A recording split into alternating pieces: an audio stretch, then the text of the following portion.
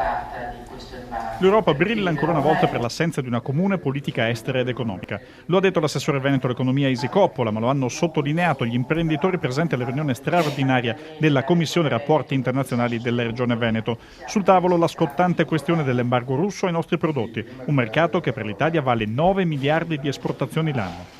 Le sanzioni alla Russia stiano determinando un effetto boomerang, in particolare per l'economia veneta e non solo nei settori dell'agroalimentare che hanno tenuto banco per ovvie ragioni nella discussione di oggi, ma anche in settori tecnologici molto evoluti che sono largamente rappresentati nella nostra regione. Il primo effetto dell'embargo russo l'abbiamo visto proprio questi giorni sul mercato, con un calo delle quotazioni, di tutte le quotazioni immediato del 5%, che per noi sono circa 40 milioni di euro di danno, e poi c'è il danno della non esportazione che riguarda circa 13 milioni di euro di prodotto in franco partenza.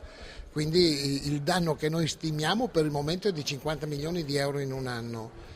Ma l'aiuto più grande che le aziende potrebbero ricevere, ha proseguito Berni, è che cessasse presto l'embargo. Questo viene chiesto alla politica, che ha preso appunti. Da quest'oggi iniziamo un percorso politico a livello nazionale e a livello comunitario. Siamo la prima regione che si è mossa a livello nazionale e adesso coinvolgeremo tutti gli altri consigli regionali italiani.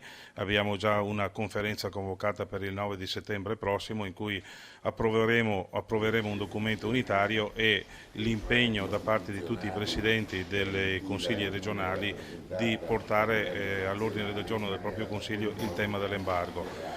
Inoltre gli europarlamentari veneti sono stati invitati lunedì prossimo a Palazzo Ferrofini. È importante, è stato sottolineato, che ora a muoversi ci siano anche altri paesi comunitari, in primis la Germania, che ha evidentemente capito il rischio principale del perdurare di un blocco simile. In economia, quando qualcuno lascia un posto aperto, qualcun altro lo occupa, quindi il rischio è che nell'embargo non vi sia solo una perdita diretta e quindi una preoccupazione diretta, ma vi sia anche il ragionevole rischio che poi altri paesi possano sostituire il nostro con danni facilmente immaginabili.